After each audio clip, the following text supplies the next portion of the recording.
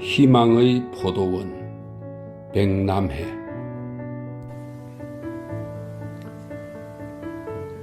어제 얻어마신 깡소주가 속을 뒤집어 놓는다. 누운 채 헛구역질을 하다 일어나 머리맡에 놓아둔 찬물을 벌컥벌컥 들이킨다. 좀 살 것 같다. 정신을 차리고 주위를 살펴본다. 아이는 곤하게 자고 있고 마누라는 부스럭거리는 소리에 잠이 깼는지 반대로 돌아눕는다.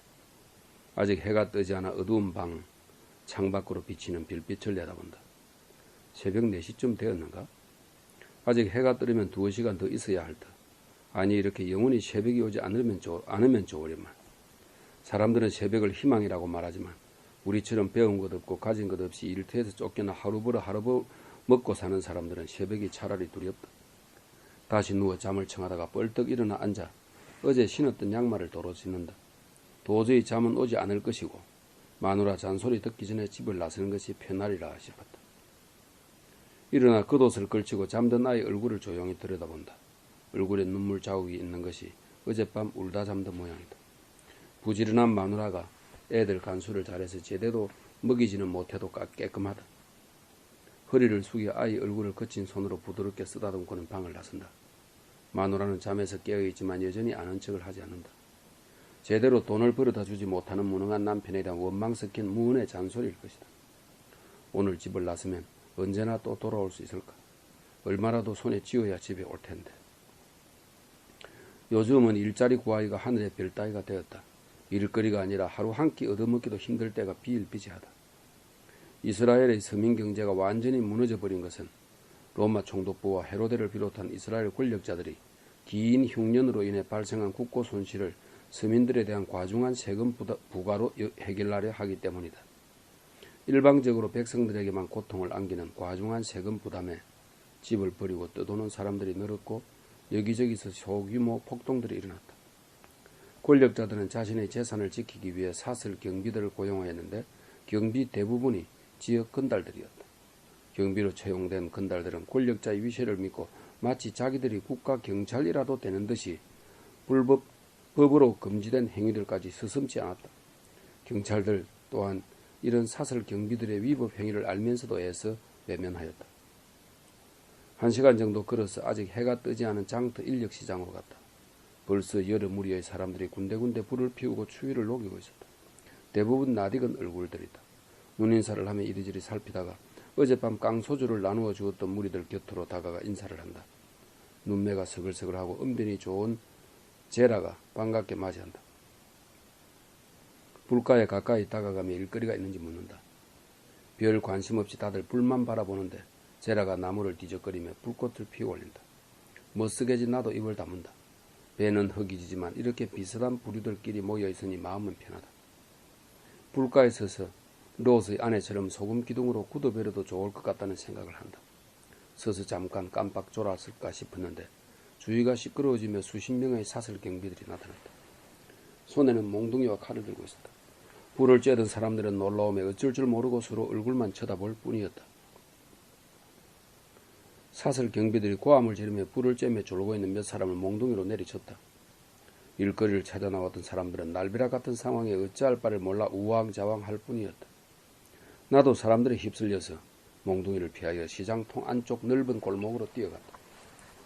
아차, 골목에 들어서니 이미 다른 사설 경비들이 길을 막고 있었다.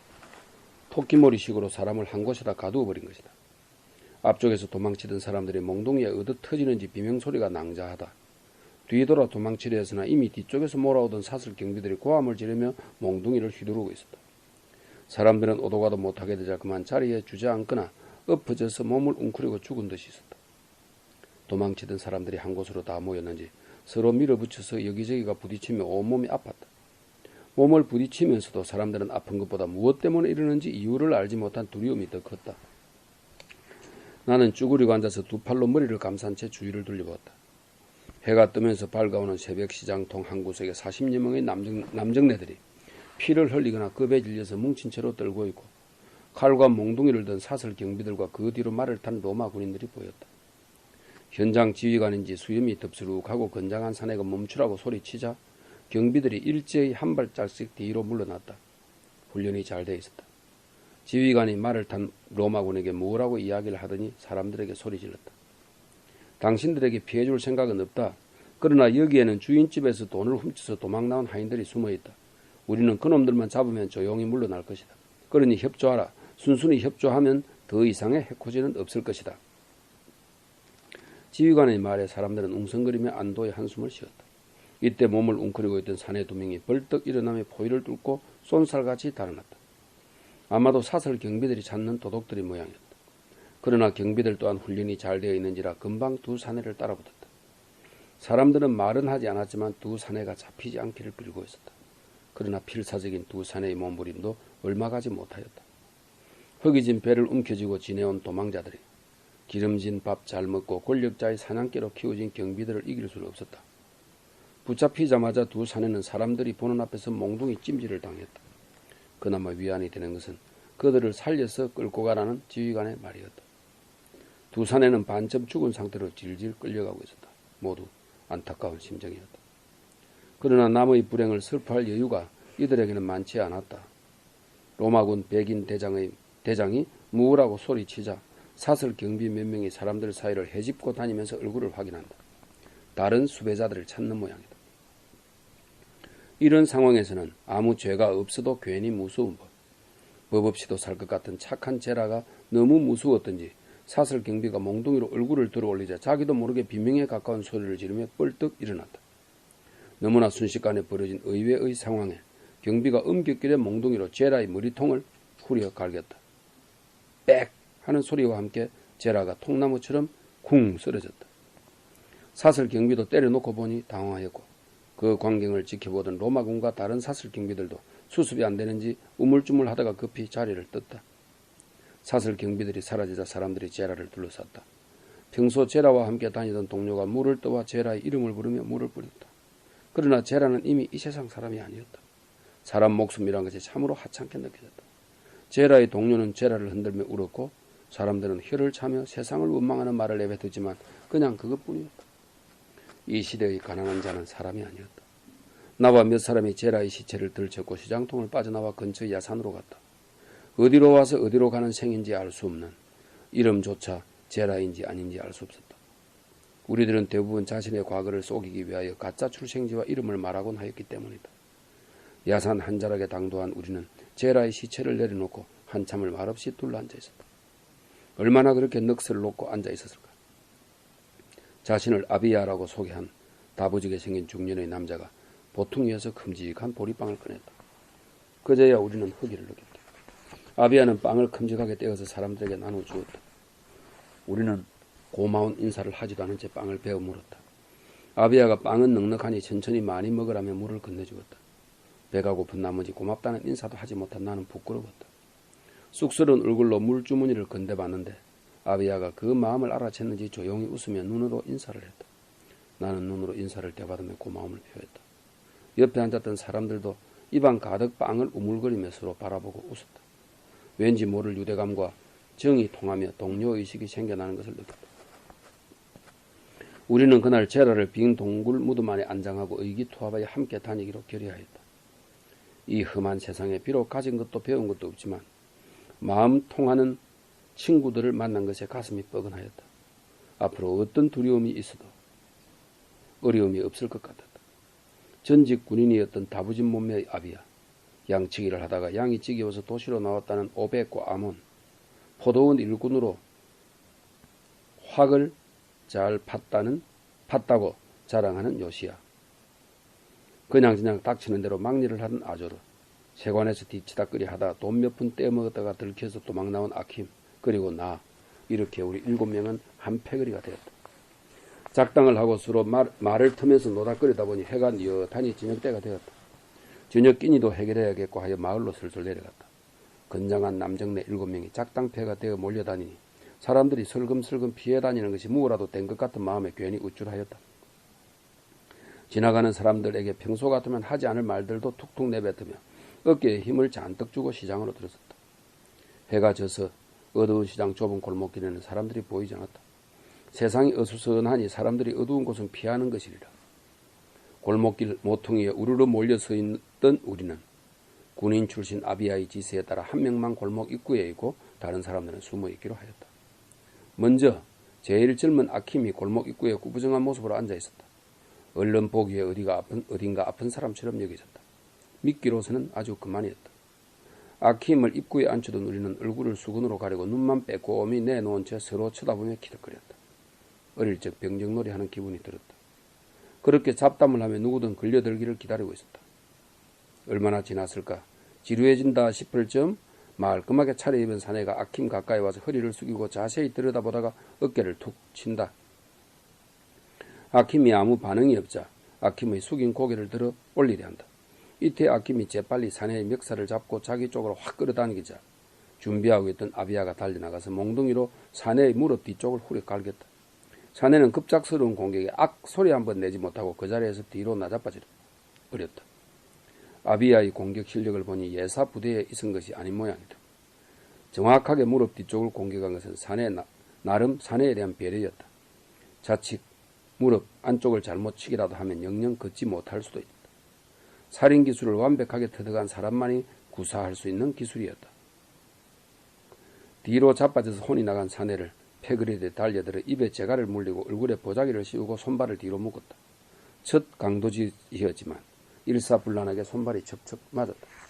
패그리들은 수건에 얼굴이 가려 보이지는 않았지만 모두 빨갛게 달아올라 있었다.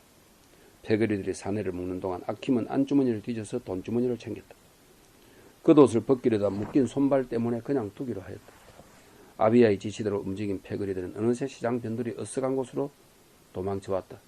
주위를 살펴보고 아무도 없는 것을 확인하자 길게 한숨을 내쉬었다. 나는 그때서야 숨쉬는 것을 잊어버렸다는 것을 알았다. 얼마나 긴장되었는지 숨쉬는 것조차 잊어버렸던 것이었다.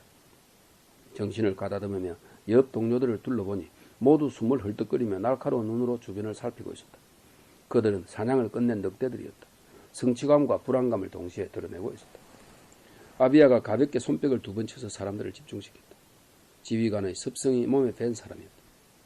패그리들은 아비야의 곁에 바짝 다가앉으며 아비야의 얼굴을 쳐다보았다. 아비야는 옅은 미소를 지으며 패그리들을 찬찬히 쭉 둘러보았다.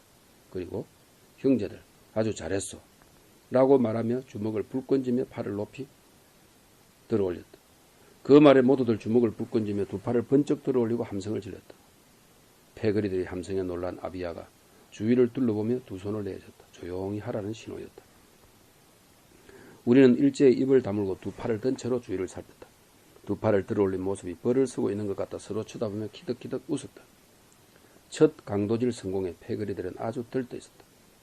패그리들 사이에 앉은 아킴이 돈주머니를 들고 놀랍다는 지 눈을 동그랗게 뜨며 휘파람을 불었다.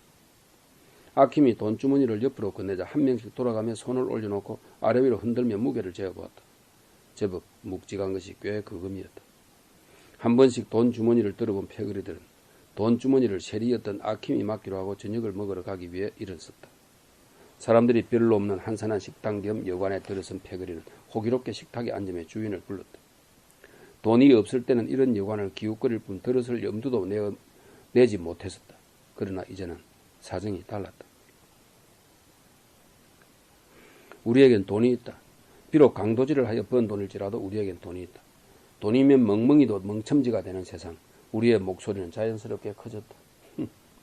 이봐 주인장, 여기 술 가져오고 먹을 것도 내와. 갑자기 들이닥친 7 장정들이 큰 소리로 웃고 떠들며 술을 가져오라고 하니 주인은 겁부터 났다. 게다가 행색은 꾀지지한 것이 돈이 있을 것 같지 않았다. 주인이 머뭇거리며 우리들을 수상쩍은 눈으로 이리저리 훑어보는 것을 알고 아킴이 돈주머니를 탁자에 거칠게 내던지며 호기롭게 소리쳤다. 왜? 돈이 없을 것 같아서? 그래, 하나 받아라. 우리들은 모두 통쾌하게 웃었다. 우리가 비록 입은 꼬락서니는 거지 같아도 오늘 밤은 세상 부러울 것이 없는 몸들이다. 주인은 돈주머니를 보자 허리를 굽실거리며 하인을 부르며 주방으로 들어갔다. 여관에 아무도 없는 것을 확인한 우리는 방금 벌였던 강도질에 대해 다시 큰 소리로 떠들어댔다. 잠시 후 하인이 소주와 구운 양고기를 내왔다. 우리는 양고기를 손에 쥐고 뜯으면 소주를 잔에 채우고 높이 들어 소리쳤다. 내일은 내일의 돈주머니를 위해. 주인이 주방문 뒤에서 가만히 우리를 지켜보고 있었다.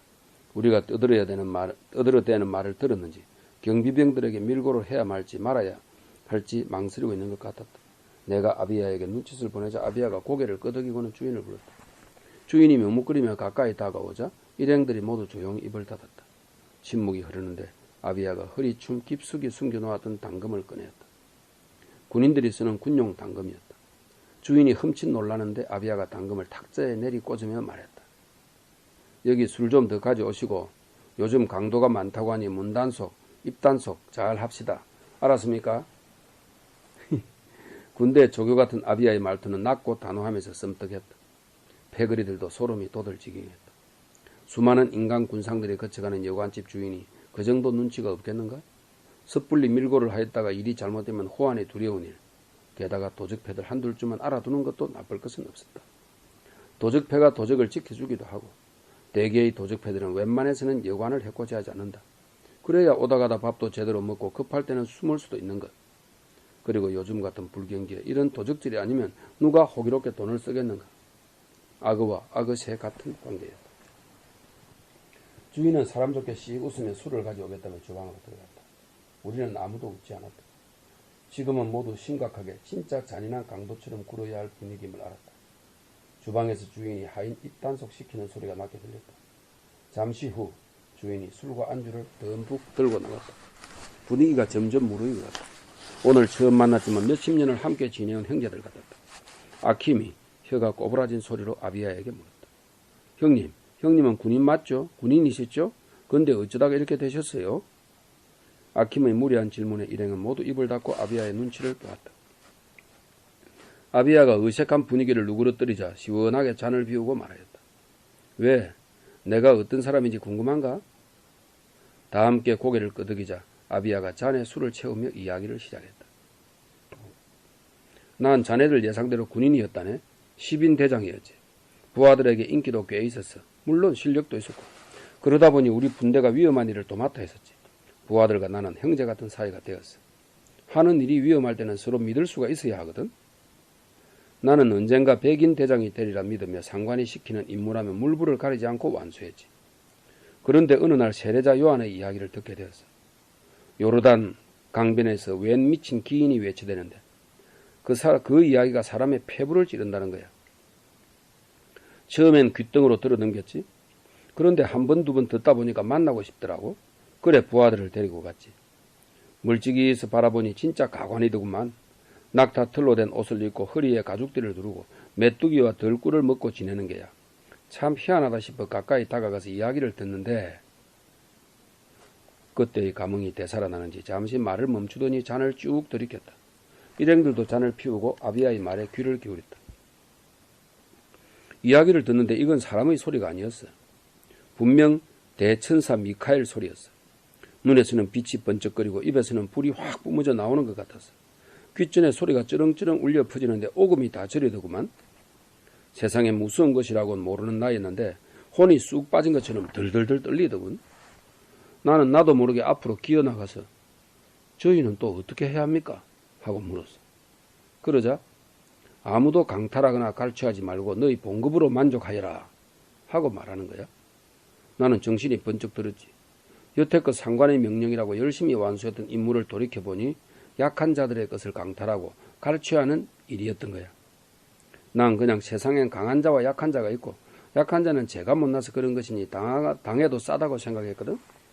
그런데 세례자 요한의 말씀을 듣고 있자니 눈물이 마구 흐르면서 지나온 일들이 후회되는 거야. 부하들이 보는 앞인데도 엉엉 소리 내어서 울었지. 잠시 침묵이 흘렀다. 그때의 일 때문인지 지금 자신의 처지 때문인지 알 수 없었으나 아비야의 눈에는 이슬이 맺혀 있었다. 그래서 어떻게 되었어요? 아조르가 묻자 아비야가 눈가를 소매로 쓱 닦으며 헛기침을 2번 했다. 그 후 상관의 명령을 가려서 따르기 시작했지. 부하들도 워낙 나와 형제 같은 사이인지라 내 편을 들었고 그러나 그렇게 해서 어디 군대에서 버틸 수 있나? 결국 일이 터졌지. 천인 대장이 아직 어린 여자아이를 급탈하려던 것을 저지하다가 항명제로 감옥에 가게 되었어. 그 여자아이는 아이대로 당하고 감옥에 있는 나를 부하들이 탈출시켜 주었지. 하지만 그 일로 부하들은 여러 명이 상하고 군대에서 쫓겨나고 말았어. 나는 도망자 신세가 되었고 그래도 나는 그분의 말씀대로 살려고 노력을 했어. 그런데 말이야. 아비야는 감정이 북받쳐 오르는지 말을 쉬 잊지 못하였다. 몇 번이나 끄끄대는 소리를 내다가 술을 한 잔 마시고는 가늘게 말을 내뱉었다. 요한, 그 선지자 요한 죽었어. 목이 잘려서. 계집애의 춤값으로 말이야. 말이 돼? 말이 그래 신은 없다. 없다는 생각이 들더구만. 겨우 말을 마친 아비야는 술을 병째 들고 들이마셨고 다른 이들도 말이 없었다. 주인은 아까부터 주방 문 뒤에서 이야기를 듣고 있었다. 일행들은 침울한 분위기 속에서 말없이 술만 들이키고 있는데 여관문이 열리면 늦은 시간에 손님이 들어왔다. 모두 문 쪽을 쳐다보니 사내가 한 남자를 나귀에 태우고 들어오는데 강도를 당했는지 온몸이 피투성이었다. 일행들이 경계를 늦추지 않고 찬찬히 훑어보니 강도 당한 사람을 들쳐업으니는 사마리아인이었다. 주인이 얼른 와서 하인과 함께 주방 안 탁자에다 환자를 눕히고 이리저리 살피면서 사마리아인과 이야기를 하고 있었다. 사마리아인이 우리를 힐끗 보고는 모른 척하며 짐을 들고 2층 방으로 올라갔다. 우리를 매우 경계하는 눈치다. 아몬이 낮은 소리로 말했다. 저 사마리아 놈 장사치 같은데 돈 좀 있겠습니다. 어때요? 오늘 밤 해치워버릴까요? 아비야가 손을 내저으며 이런 데서 섣불리 움직이가다는 잡힐 수도 있으니 안 된다고 하였다. 딸은 그랬다. 어두운 골목에서야 누가 누군지를 모르니 잡힐 염려가 적지만 이미 얼굴이 다 드러난 여관에서 강도질을 하다가는 위험할 수 있다. 의심받는 것은 괜찮지만 들켜서는 안 되었다. 주인은 강도당한 사내를 돌보느라 정신이 없었다. 우리는 술도 거나하게 되었고 긴장된 하루여서 이제 하나둘 앉은 자리에서 아무렇게나 꼬꾸라져서 잠에 떨어졌다. 아침이 되었다. 벌써 해가 중천이 되었지만 주인은 우리를 깨우지도 못하고 있었다. 사마리아인은 벌써 떠났는지 보이지 않았고 주방 안 탁자에 있던 강도당한 사람도 보이질 않았다. 제일 먼저 깨어난 나는 주위를 찬찬히 살펴보고 여관 뒷뜰로 가서 세수를 하였다. 부스럭거리는 소리에 잠이 깼는지 하나둘 밖으로 나오며 기지개를 켜다 얼굴이 마주치자 눈으로 인사를 나눈다. 흡사 비밀 결사대라도 된 것 같은 짜릿함이 있다. 간단히 요기를 하고 빵 몇 덩어리를 보찜에 넣고 길을 나섰다. 아비야의 지시에 따라 어제 강도질 이후의 동정을 살피기 위하여 눈치 빠른 아킴을 시장으로 혼자 보내고 다른 일행은 시장을 멀리 돌아 마을 밖 한적한 곳에 숨어 있기로 했다. 이 강도당한 사람이 저가 강도한 그 사람들 아이가 사마리아인이 데리고 온 사람들. 한참 후에 돌아온 아킴이 아무도 우리를 의심하지 않는다며 싱글거렸다. 모두 안심이 되는지 아침 내내 굳어있던 얼굴에 웃음기가 돈다. 그러나 조심성만은 아비야의 지시에 따라 다른 고장으로 가기로 하였다. 점심 전에 나선 길이었는데 날이 어둑했어야 제법 큰 마을에 도착하였다. 마을 입구 어수간 곳에 몸을 숨긴 우리는 아킴에게 마을을 살펴보라고 보내었다. 해가 완전히 저 캄캄해서야 아킴이 돌아왔다. 아킴은 마을을 둘러보고 이미 강도집 할 집까지 물색에 두었다고 자랑을 늘어놓았다. 우리는 아킴에게 칭찬을 한마디씩 하며 아킴을 따라 마을로 들어갔다. 아킴이 데리고 간 곳은 마을 반대쪽 변두리에 있는 동굴이었다. 그곳에는 이미 삶의 터전을 잃고 떠도는 불황인 몇 명이 자리를 잡고 있었다. 불황인들이 우리에게 겁을 먹고 경계의 눈으로 훑어보았다. 우리는 불황인쯤이야 하는 생각과 거들먹거리는 마음으로 아무데나 자리를 잡으려 하였다. 그러나 아비야는 타고난 군인이었다. 한시도 경계를 넣어주지 않으며 동굴 입구 쪽에 우리를 앉혔다. 여차하면 도망가기 쉬운 자리였다. 우리는 시시득거리며 보찜을 풀고 빵을 포도주에 적셔 먹기 시작하였다. 강도짓이 아니었으면 꿈도 못 꿀 일이었다.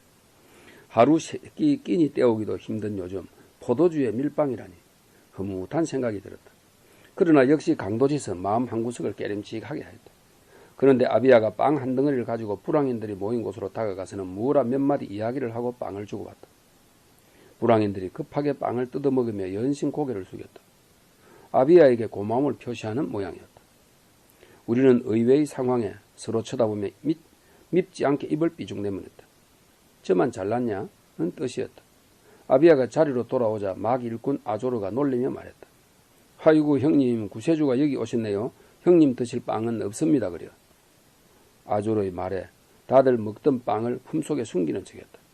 아비야가 빙긋이 웃었고 모두 유쾌하게 한바탕 웃었다. 웃음 끝에 아비야가 비장한 목소리로 말했다. 우리 이왕 이렇게 시작한 바에야 활빈당이나 할까? 잠시 무거운 침묵이 흐르고 서로 얼굴을 쳐다보았다. 서로의 눈에 바로 그거야 라고 쓰여 있었다. 달콤한 포도주에 빵을 적셔 먹어도 역시 마음이 편해야 한다. 이왕 저지를 강도짓이라면 나 혼자 잘 먹고 잘 사는 것보다 가난한 자를 도운다면 마음 한구석 깨림칙한 것이 없어지리라. 아마도 아비야는 세례자 요한이 죽은 후부터 생각해온 일인 것 같았다. 모두 동조하는 분위기를 확인한 아비야가 활빈당의 원칙을 몇 가지 이야기했다. 첫째, 부정한 수법으로 돈을 모은 부자들 집을 털 것. 둘째, 이웃에게 인색한 부잣집을 공격할 것. 셋째, 수입은 공평하게 나누되 각자 원하는 만큼 가난한 사람들을 위해 내어놓을 것. 원칙은 간단했다. 다들 고개를 끄덕이며 동의하는데 세리 보조였던 아킴이 장난스럽게 한마디 더 보탰다. 넷째, 로마 앞잡이 고위 세관은 집은 반드시 털 것. 아비야가 아킴의 어깨를 정겹게 툭 치며 좋은 말이야. 그것도 넣지. 라고 하자 고도원 일꾼이었던 요시아가 포도주 부대를 내밀며 활빈당의 시작과 번창을 위해 건배하자고 하였다. 요시아는 아비야를 두목으로 내세우는 의미로 먼저 아비야에게 포도주 부대를 내밀었다. 아비야는 잠시 무리를 둘러보고는 입술을 굳게 다물며 포도주 부대를 받아들고 두 모금 들이켰다. 그러자 모두 큰 소리로 환호하며 박수를 쳤다. 한 명씩 돌아가며 포도주를 마시고 나자 우리는 뻘떡 일어나서 아비야를 들어 올리고 동굴 안을 빙빙 돌았다. 옆에서 지켜보던 불황인들도 신이 나는지 박수를 쳐댔다. 그렇게 7인의 활빈당은 결성되었다. 몇 번의 강도짓을 통해 우리는 어느덧 전문가가 되어 있었다. 전문 강도. 이것도 직업에 속할 수 있을까? 눈치 빠른 아킴이 마을을 돌아다니며 강도집할 집을 물색하였다. 마을의 몇몇 부잣집을 알아내면 시장통이나 선술집을 돌면서 그 동네 부자들 중에서 평소 인심이 제일 사나운 집이 어떤 곳인지를 알아냈다. 인심이 있는 집은 털지 않고 인심을 잃은 집만을 골라서 털었다. 그러면 사람들은 드러내놓고 이야기는 하지 않았지만 은근히 고소해 하였다. 강도질을 한 후에는 꼭 가난한 집들을 돌면서 곡식과 돈을 나누어 주었다. 그래야 강도질을 목격한 사람들도 우리를 감싸주었기 때문이다. 그리고 한 번 턴 마을은 다시 나타나지 않았다. 힘들기는 하였지만 철저한 사전 준비와 몇 가지 원칙을 지키면서 강도질을 한 덕분에 한 번도 위험에 처하지 않고 강도질을 할 수 있었다. 제법 많은 돈이 모이자 사람들 눈에 잘 띄지 않은 한적한 곳에 집을 마련하여 근거지로 삼았다. 이제는 우리도 평범한 뜨돌이 강도떼가 아니었다. 의젓한 조직이었다. 조직. 이것은 참으로 무서운 말이었다. 조직은 상하 명령체계가 확실하였고 강한 충성심을 필요로 했다. 우리는 자연스럽게 아비야를 중심으로 뭉쳤고 나의 순에 따라 서열이 정해졌다. 그러나 서열에 따라서 차별되는 일은 없었다. 그것은 조직원들이 마음이 통하여서이기도 하였지만 아비야의 카리스마 넘치면서도 온화한 지도력이 있었기에 가능했다. 일이 없을 때는 아비야의 지도로 무술 수련을 하였다. 모두 열심히였고 아비야의 무술 사범으로서의 실력이 뛰어나 얼마 지나지 않아 모두 고수가 되었다. 몽둥이 하나만 있으면 웬만한 장정 둘셋은 거뜬히 해치울 실력이 되었다. 모두 자신감에 넘쳐 있었고 큰 건 하나가 생기기를 기다리고 있었다. 찬바람이 불기 시작하던 밤, 하룻길을 걸어서 정탐 나가던 아킴이 돌아왔다. 찬바람에 얼굴이 상기되어 있었고 화도 나 있었다. 활빈당이 다 모이자 아킴이 이야기를 했다. 이번에 둘러본 마을에 귀하디 귀한 자주색 옷과 그 비싼 고운 아마포로 옷을 만들어 입고 살면서 날이면 날마다 잔치에 여색을 즐기면서 호화롭게 사는 놈이 있습디다. 뭐 제 돈으로 제가 그렇게 사는 것이 어떻겠습니까만 글쎄 이 썩을 놈이 어찌나 인색한지 사람 말기를 아주 개만도 못하게 여깁니다. 그 집 대문 앞에 라자로라는 거지가 음식 쓰레기라도 주워 먹으려고 들어 누워 있는데 이 부잣집 인간은 거지라고 아예 사람 취급을 하지 않습니다. 심지어는 종기 투성이에 병이 들어 꼼짝도 못하는 라자로에게 개를 풀어서 핥게 하고 온갖 모욕을 주면서 즐기기까지 했답니다. 휴, 그러더니 결국 얼마 못 가서 거지 라자로가 죽어버렸답니다. 시신이라도 수습할까 하고 가보았더니 시체는 어디로 치워버렸는지 보이지도 않고요. 그 부자놈을 가만두었어야 되겠습니까? 아킴은 분을 사귀지 못하고 큰 소리로 그 부자 욕을 하고 있었다. 아비야가 골똘히 생각에 잠겼다가 아킴에게 내일 날이 밝으면 함께 그 집으로 가보자고 했다. 다음날 아킴을 앞세우고 그 부자가 사는 마을에 당도한 아비야는 선술집 겸 여관 2층에 짐을 풀고 늦은 저녁을 먹으러 1층으로 내려갔다. 사람 사귀기를 좋아하는 아킴은 지난번 왔을 때 벌써 친구 몇 명을 만들어 놓았는지 소주를 마시는 건달기 있어 보이는 남정네 몇 명에게 반갑게 인사하며 자연스럽게 합석하였다. 아비야는 아킴이 앉은 자리 뒤에서 그들의 이야기에 귀를 기울였다. 아킴은 자연스럽게 그 부자와 라자로에 대하여 이야기를 끄집어내고 남정네들은 목소리를 높여서 그 부자를 욕하며 불쌍한 라자로에 대하여 분노하였다. 아비야는 이쯤 되면 그 부잣집을 털고 가난한 백성의 이름으로 응징하는 것이 어렵지 않겠다고 생각하였다. 식사를 마친 아비야는 혼자 조용히 2층 방으로 올라가 생각을 정리하였다. 아킴은 밤이 이석해져서야 방으로 돌아왔다. 둘은 말없이 잠을 자고 다음날 아침 일찍 그 부잣집 주위를 연탐하였다. 부잣집 주변을 둘러보는데 큰 공사가 한창이었다. 아비야가 눈짓을 하자 아킴이 공사 감독점으로 보이는 중늙은이에게 다가가 인사를 건네고 너스레를 떨며 한참 이야기를 하다가 왔다. 둘은 말없이 부잣집에서 상당히 멀리까지 걸어갔다. 주변에 사람이 보이지 않자 아킴이 나무 그늘에 걸터 앉으며 아비야에게 보고를 했다. 아비야도 아킴 옆에 앉아 보고를 들었다. 그 부자는 어느 때보다도 많은 소출을 얻어서 곡식을 쌓아둘 곳이 없어 더 큰 창고를 짓는다는 것이었다. 한 사흘 후쯤이면 공사가 끝나고 곡식도 다 채워질 것이라고 하였다. 눈을 지그시 감고 이야기를 듣던 아비야가 눈을 뜨고 수고했다며 아킴의 어깨를 가볍게 토닥였다. 둘은 부지런히 걸어 근거지로 돌아갔다. 아비야는 씻고 저녁 먹을 사이도 없이 동생들을 불러 모았다. 할빈 당원들은 기대에 찬 눈빛으로 아비야의 작전 지시를 기다렸다. 이제껏 아비야의 작전은 한 차례도 어긋난 적이 없었다. 아비야는 침착하게 동생들을 쓱 둘러보고 입술을 한번 적신 다음 작전 지시를 내렸다. 오벳과 아몬은 내일 날이 밝는 즉시 길을 떠나 우리가 활빙당을 결성한 동굴로 가거라.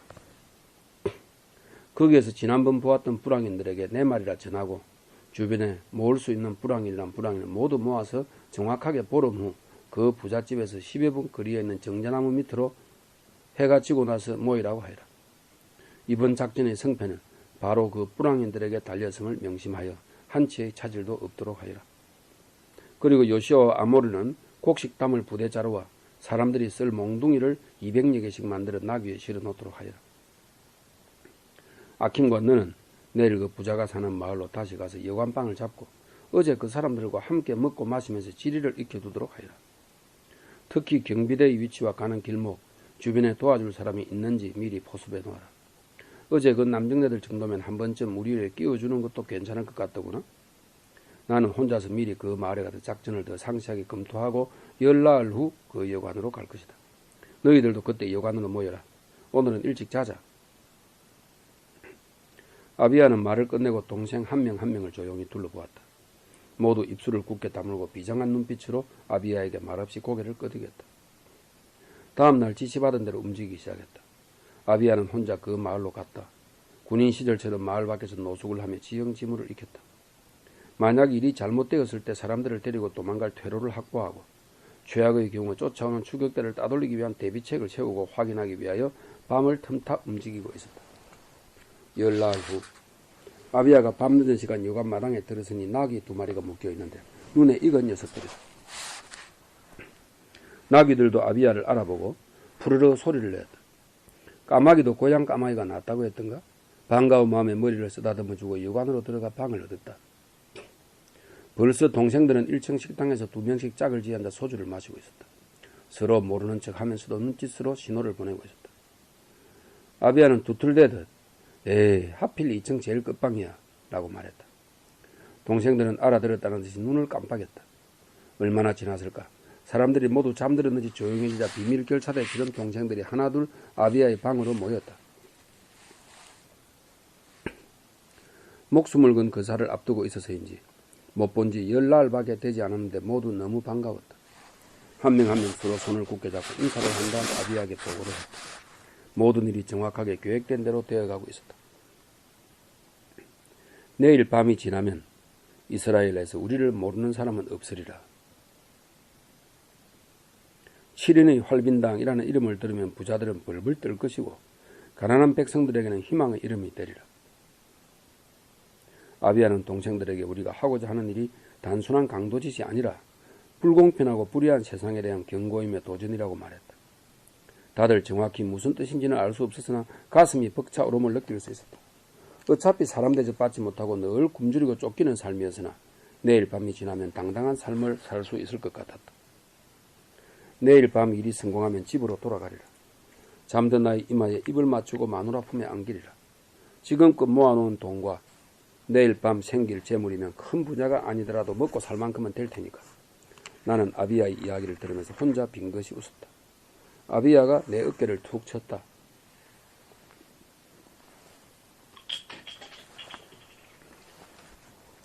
자네 무슨 좋은 생각을 하기에 그렇게 웃냐?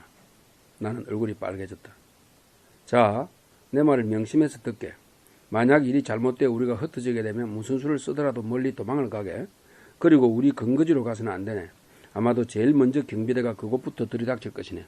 그러니 되도록 멀리 도망간 다음 매월 보름 우리가 처음 결성한 동굴에서 1시간 거리에 있는 큰 나무 밑둥을 파보게. 누구라도 살아남은 사람은 그곳에다가 이것을 적어놓게. 서로 잘 보아두고 그렇게 확인이 되면 다음날 밤에 만나기로 하세요.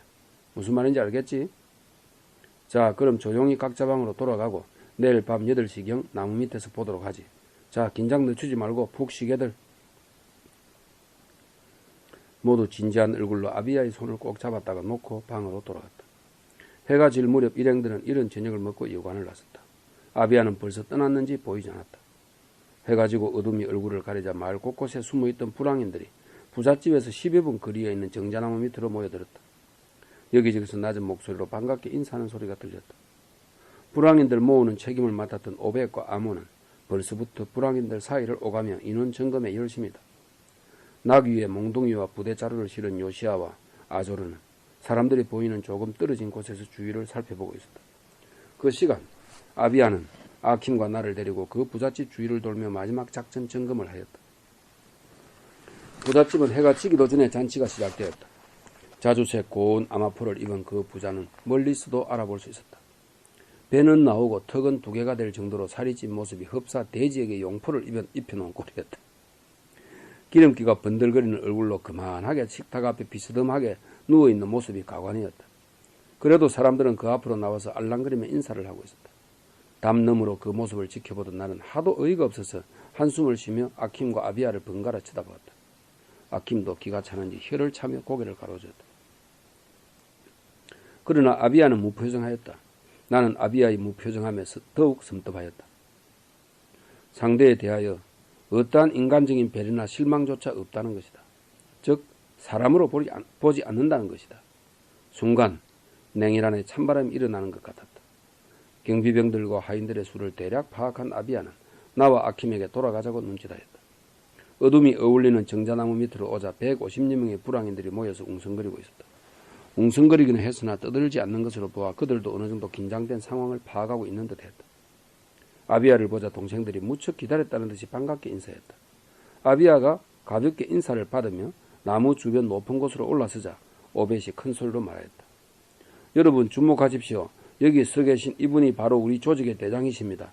이름은 말씀드릴 수 없어 미안합니다. 오늘 작전에 대하여 말씀하겠습니다. 조용히 들어주십시오. 오벳의 소개를 받은 아비야는 불황인들을 압도하는 눈빛으로 천천히 사람들을 둘러보다가 갑자기 큰 소리로 이야기를 시작했다. 무엇 때문에 여기 왔습니까?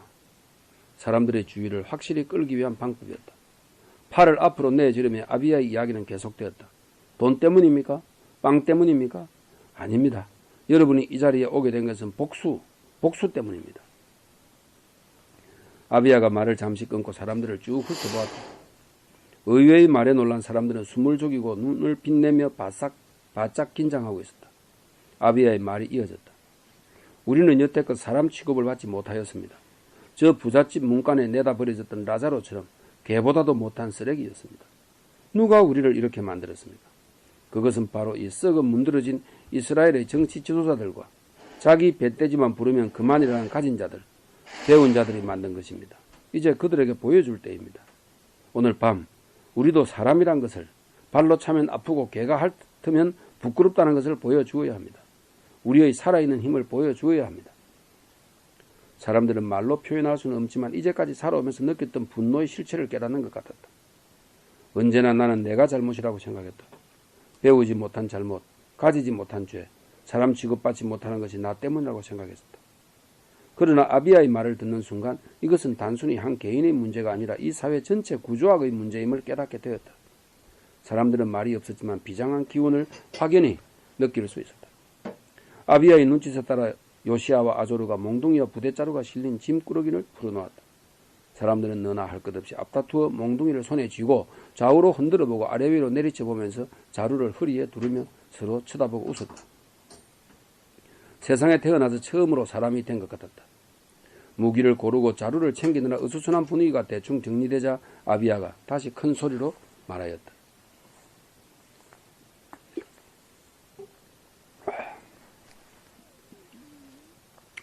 모두 잘 들으십시오.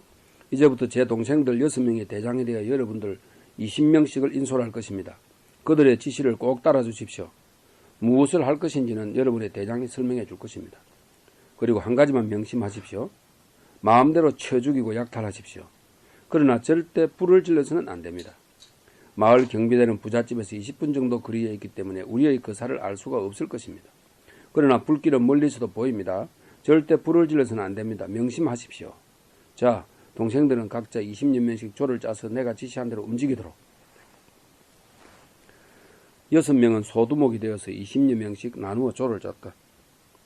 불황인들이었지만 목표의식이 뚜렷해지자 여느 군인들 못지 않았다. 먼저 아비야에게 지시받은 대로 요시아와 아조르는 각 조를 이끌고 마을로 들어서는 입구와 경비대로 가는 길목을 차단하기 위하여 출발하였다. 혹시 부잣집 하인 중에 마을을 빠져나가 로마군에게 알리거나 경비대에게 가는 것을 막고 경비대가 출동하면 시간을 끌기 위한 조치였다. 그 외에 5명의 형제들은 사람들을 인솔하여 부잣집으로 갔다. 부잣집 앞에 당도한 아비야는 오벳과 아몬에게 자기가 신호하면 뒷문으로 박차고 들어가라고 지시하고 아킴에게는 자기를 따라오고 나에게는 창고를 부수라고 지시하였다. 나는 즉시 사람들을 이끌고 창고 옆으로 다가갔다. 창고를 지키는 하인 둘이 잡담을 하고 있었다. 조원들에게 잠시 대기하라고 지시하였다. 공격을 기다리는 짧은 시간이 인생에서 가장 긴장되는 시간이었다. 가슴이 두근거리다가 터져버릴 것만 같았다. 이때 아비야의 고함 소리가 천둥처럼 울렸다. 모두 공격하라. 나는 무리를 이끌고 함성을 지르며 창고 문 앞 부잣집 하인들에게로 성난 파도처럼 달려갔다. 하인들은 응급길에 당하는 일이라 어찌할 바를 모르고 멍하니 바라보고 있었다. 나는 앞쪽에 서 있는 하인 가까이 가서 도움닫기로 붕 떠올랐다가 내려오는 반동의 힘을 이용해 몽둥이로 머리통을 내리쳤다. 당황하여 멍하게 서 있던 하인의 머리통에서 빡 하는 소리가 들렸다. 뒤에 서 있던 하인들은 너무 놀라 주저앉아 버렸다. 주저앉은 하인 위로 내가 이끄는 불황인들이 몽둥이와 발길질을 풀부었다. 창고지기 하인들이 완전 제압되었다고 판단한 나는 사람들에게 창고를 부수라고 소리쳤다. 6명의 불황인들이 창고 문짝을 한꺼번에 몸으로 세차게 밀어붙이자 돌적이가 빠지면서 문이 열렸다. 불황인들은 환호성을 지르고 창고 안으로 들어갔다. 나는 그 모습을 지켜보다가 머리통이 터지고 짓밟혀 혼절한 하인들을 보았다. 무엇인가 잘못되어 가고 있는 것 같았다. 아무리 가난한 사람의 등을 쳐서 부자가 되었다 하더라도 그 하인까지 이렇게 잔혹하게 다룬다는 것은 한참 잘못된 일인 것 같았다. 후회하는 마음이 일기 시작했다. 그 시각 요시아와 아조르는 마을 입구와 경비대 가는 길목을 각각 막고 서 있었다. 부잣집과는 불과 20분 거리인데도 세상은 조용하게 평화롭기만 하였다. 불황인들은 잡담을 하며 긴장감을 감추려 애쓰고 있었다. 요시아와 아조르도 긴장을 늦추지 않으면서 불황인들을 독려하고 있었다. 뒷문을 차부수고 집으로 들어닥친 아킴 일행과 정문을 지쳐 들어간 아비야 일행은 그야말로 집안을 아수장으로 만들었다. 닥치는 대로 때리고 부수고 감나가는 물건이 있으면 자루에 주워담기 바빴다. 아비야는 혼란한 중에도 약탈보다는 주인을 찾았다. 너무 놀란 주인은 기다시피 도망을 쳐서 안방 침대 밑에 숨어 있었다. 아비야가 안방문을 걷어차고 들어가서 둘러보자 침대보가 밑에서부터 떨리고 있었다. 아비야는 곁에 있던 불황인 2명에게 침대를 뒤집게 했다. 불황인 2명이 침대를 뒤집자 자주새 고운 암아포로 몸을 두른 비대한 주인이 몸을 웅크리고 벌벌 떨고 있었다. 얼마나 놀랐는지 오줌을 질질 싸고 있었다. 불황인 2명은 약탈을 하기 위하여 밖으로 나갔고 아비야가 주인에게 천천히 다가갔다. 주인은 겁에 질려서 나오지 않는 목소리로 살려달라고 애원하고 있었다. 아비야는 어린애를 겁탈하고 자신을 도망자 신세로 만들고 부하들을 상하게 만들고 군대에서 쫓아낸 악인 천인대장이 주인과 겹쳐 보였다. 천인대장이나 바로 이놈이나 사람을 사람으로 여기지 않는다. 똑같은 악머구리인 것이다. 아비야는 몽둥이로 주인의 머리통을 힘껏 내리치며 낮은 소리로 말했다. 이 악마의 자식들, 죽어. 아비아는 몇 번이고 몽둥이로 부자의 머리를 내리쳤고 부자는 짧은 비명과 함께 죽었다. 집안과 마당은 난장판이었다. 눈에 띄는 사람마다 몽둥이 찜질이었고 젊고 반반한 하녀들은 불황인이 달려들어 해코지를 하고 있었다. 밖으로는 아비아는 적이 당황했다. 자신도 어떻게 통제할 수 없는 지경에 이르고 만 것이다. 아비아는 일이 잘못되었음을 알았다. 이것은 활빈당의 어려운 짓이 아니라 화적대의 약탈에 불과했다. 훈련되지 않은 불황인들에게 먹이를 던겨준 것이 잘못이었다. 그때 우려한 일이 터지고야 말았다. 누군가 뒷뜰 기름 창고에 불을 지른 것이었다. 불길은 금방 하늘로 치솟았고 기름통이 터지는 소리가 천둥처럼 울렸다. 불길과 기름통 터지는 소리는 요시아와 아조르가 있는 곳에서도 보였다. 요시아와 아조르는 일이 잘못되었음을 알고 사람들에게 몸을 숨기고 경비대가 올 것에 대비하도록 하였다. 그러나 제대로 훈련되지 않은 불황인들이니라 몇몇이 겁을 집어먹고 달아나 버렸다. 그 모습을 본 다른 불황인들도 주랭랑을 쳐버렸다. 요시아와 아조르는 고함을 지르며 제지하려 하였으나 역부족했다. 이제 금방이라도 경비대의 말박부 소리가 들릴 것 같았다.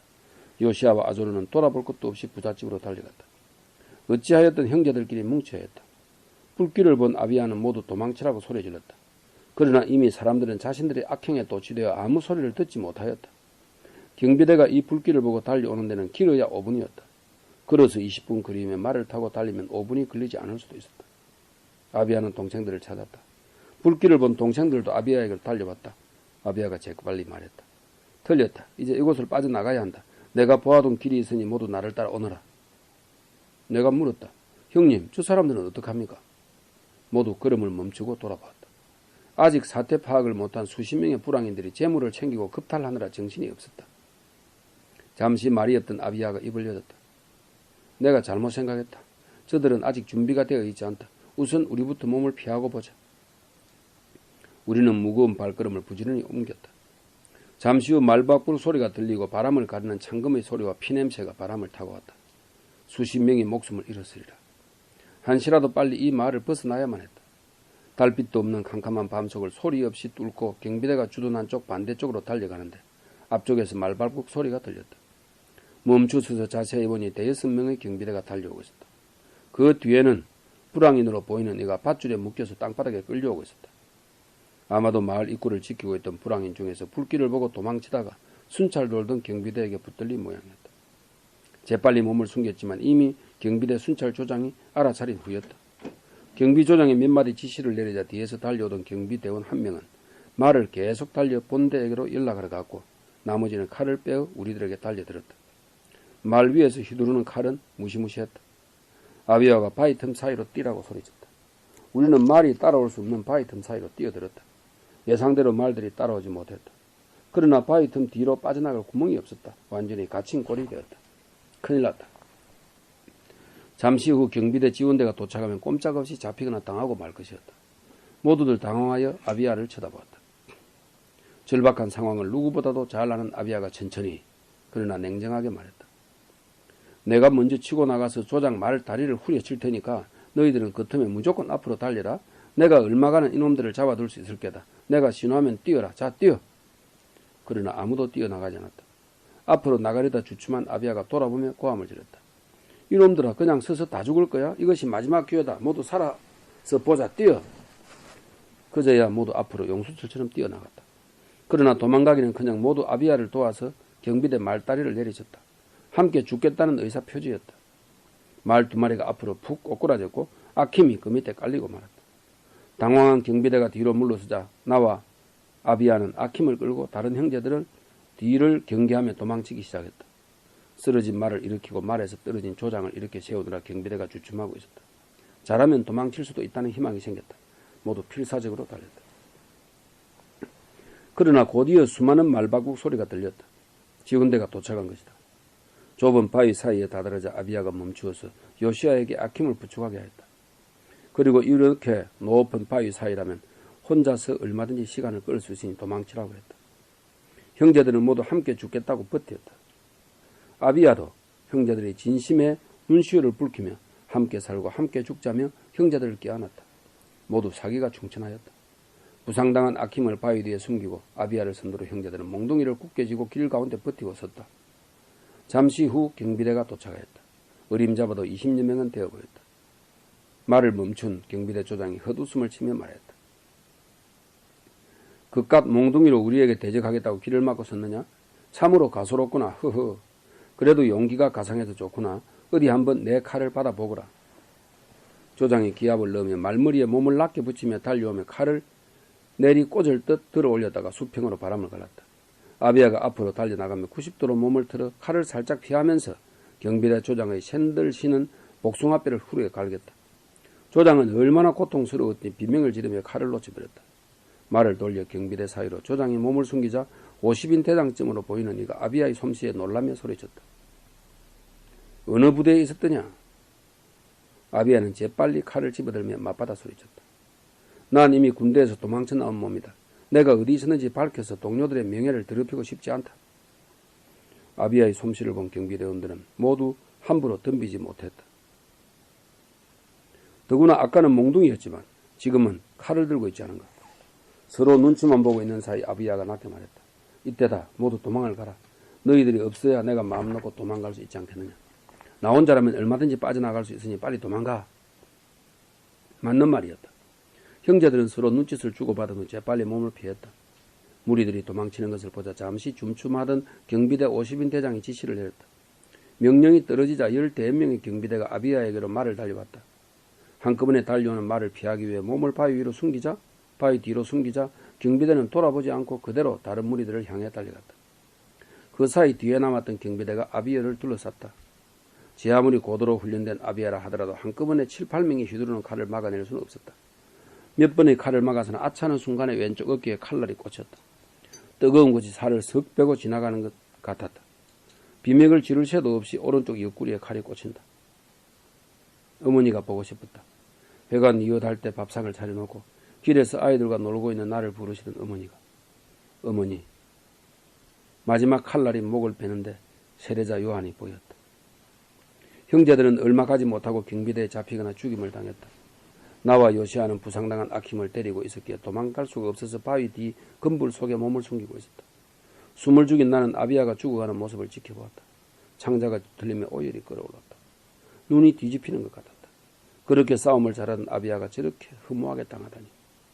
나는 입술을 꽉 깨물고 눈을 감고 속으로 울었다. 아킴과 요시아도 눈을 감고 아무 말이 없다. 아비야를 공격하던 경비대가 아비야의 시체를 말에 싣고 마을 쪽으로 돌아갔다. 형제들을 추적하던 경비대가 곧 돌아올 것이다. 도망갈 시간은 얼마 없다. 요시아와 내가 아킴을 들쳐매고 길로 내려오는데 아킴이 말했다. 날 내려두고 둘이서 도망쳐. 나는 이미 걸렸어. 우리는 죽더라도 함께 죽자고 했다. 그러나 아킴 또한 완강했다. 자신이 짐이 되는 것이 싫다는 것이었다.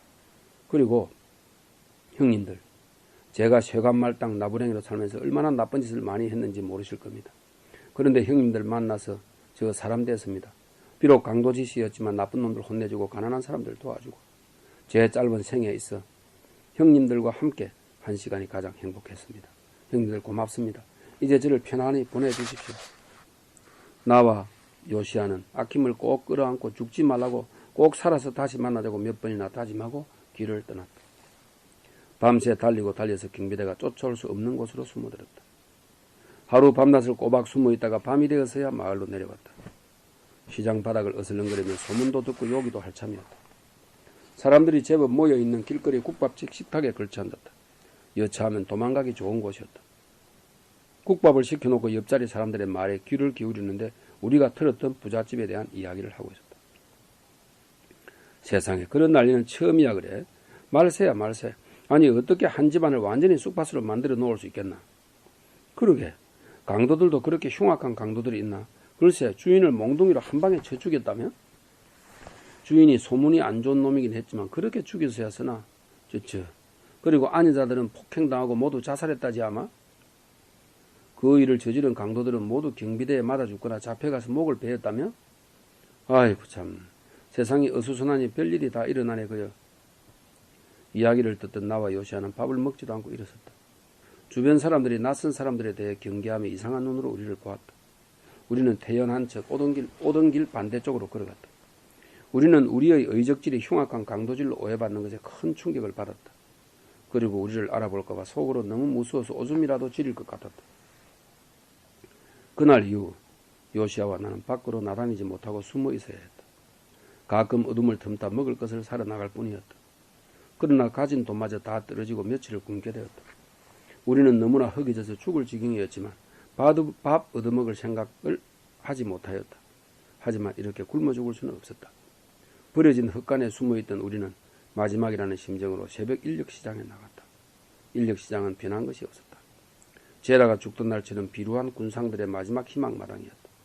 이른 새벽인데도 벌써 여러 무리의 사람들이 군데군데 불을 피우고 추위를 녹이고 있었다. 요시야와 나는 불가에 가까이 다가가며 일거리가 있는지 물었다. 사람들은 고개를 들어 한번 쳐다볼 뿐 별 관심 없이 불만 바라보고 있다. 아무런 희망 없는 이의 모습이었다. 그때 한 젊은이가 부지깽이로 불을 뒤집으며 말했다. 글쎄, 대부분의 포도원 주인들은 하루 종일 뼈 빠지게 일을 시키고도 점심값이니 세찬값이니 농기구 대여비니 하면서 온갖 핑계를 대고 품삯을 깎으려고 안달인데 희한하게도 일자리가 없어 고민하는 사람이라면 누구든지 불러서 일을 시키고 게다가 품삯을 아주 공평하게 준다는 사람이 있다는구만. 요시야와 나는 귀가 번쩍 뜨여서 그 젊은이를 바라보았다. 그때 옆에 있던 사람이 별 미친 소리를 다 듣겠네. 요즘 그렇게 정신 제대로 박힌 사람이 어디 있냐? 진짜 그런 사람이 있다면 자넨 그곳에 일하러 왜 안 가나? 라고 묻자 그러게 나도 그 이야기를 듣고는 한참 웃었다네. 소문은 소문일 뿐 세상에 그렇게 마음씨 좋은 포도원 주인이 어디 있겠나? 꿈이지. 그저 그랬으면 하는 바람이 그런 헛소문을 만들어냈겠지. 나는 너무나 궁금해서 견딜 수가 없었다. 헛소문이라 할지라도 가서 확인해 보고 싶었다. 젊은이에게 물었다. 여보시오, 그 포도원 주인이 산다는 곳이 어딘가? 불가에 둘러섰던 사람들이 한심하다는 눈으로 나를 쳐다보았다.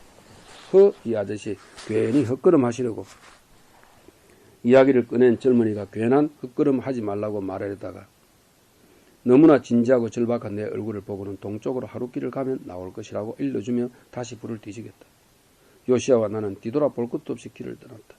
며칠을 굶었지만 배고픔 따위는 아무것도 아니었다. 요시야와 나는 한참을 걸으면서도 말이 없었다. 그러나 요시야도 나와 같은 생각을 하리라. 세례자 요한의 이야기를 들려주던 아비야의 형님의 얼굴을 떠올리고 있으리라. 형님도 이런 기분이었으리라. 세례자 요한을 통하여 새로운 세상, 하나님과 인간에 대한 기쁜 소식을 들었을 때 바로 이런 기분이었으리라 나는 생각했다. 아니 믿고 싶었다. 아무리 자신의 이익만을 위해서 살아가는 각박한 세상이지만 어딘가에 자신은 조금 손해보더라도 나눌 줄 알고 함께 어울려 살고자 애쓰는 그런 포도원 주인이 진짜 있으리라.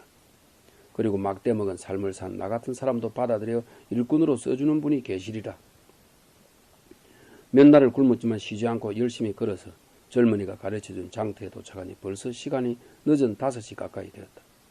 너무 늦었지만 혹시나 하여 장터에서 서성이고 있었다. 그때 당신들은 왜 온종일 하는 일 없이 여기 서 있소? 하고 묻는 분이 계셨다. 차림을 보니 젊은이가 말한 포도원 주인인 것 같았다. 떨리는 마음을 가라앉히며 아무도 우리를 사지 않았기 때문입니다. 하고 대답하였다. 그러자 그는 당신들도 포도밭으로 가시오. 하고 말하였다. 나와 요시야는 귀를 의심하였다. 농담은 아니겠지요? 라는 눈빛으로 그분을 바라보았다. 그분이 빙긋이 웃으며 어깨를 툭툭 치며 포도원 쪽을 손으로 가리켰다. 나는 조금 걸어가다가 요시야의 옷을 잡아당기며 속삭이듯 말했다. 요시야, 그 젊은이 말이 정말인가 봐? 세상에 저렇게 온화하고 너그러운 부자도 다 있는가? 요시야도 못 믿겠다는 표정으로 아직 속단하긴 일러 품삯 줄 때 보아야지. 우리는 반신반의하며 포도원으로 가서 일을 하였다. 이미 많은 사람들이 일을 하고 있었다.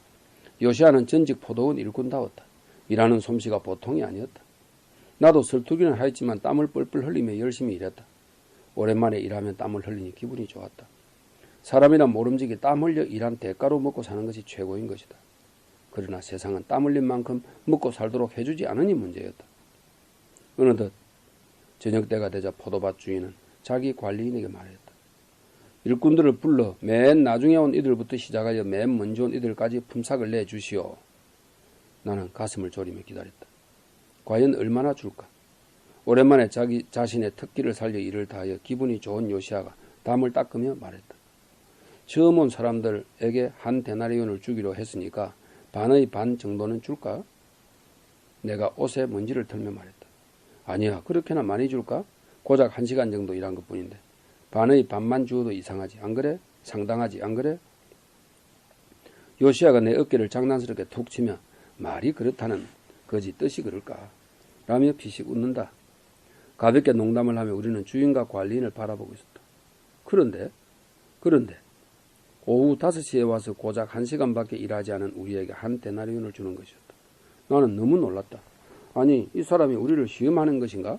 혹은 이 돈을 가지고 포도원을 났으면 경비원을 불러서 도둑이라고 두들겨 패고 돈을 빼앗으려는 속삼이 아닐까? 진짜 이 돈을 주는 것일까?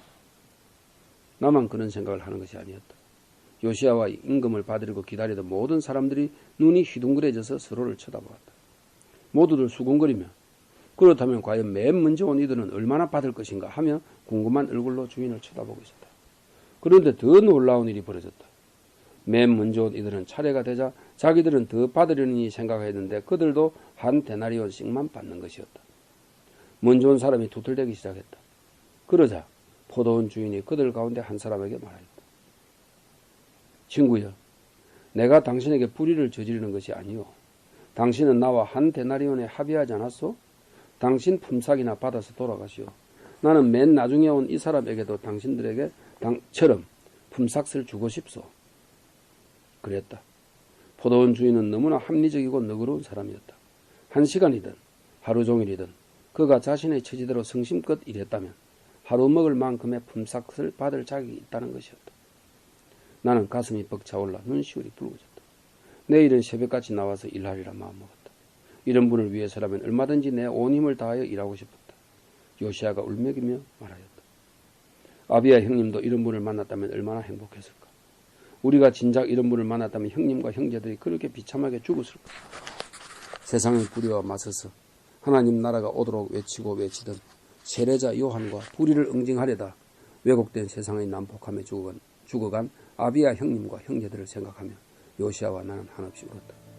사람이 땀 흘려 일한 만큼 먹고 살 수 있는 세상이 오기만을 바라며.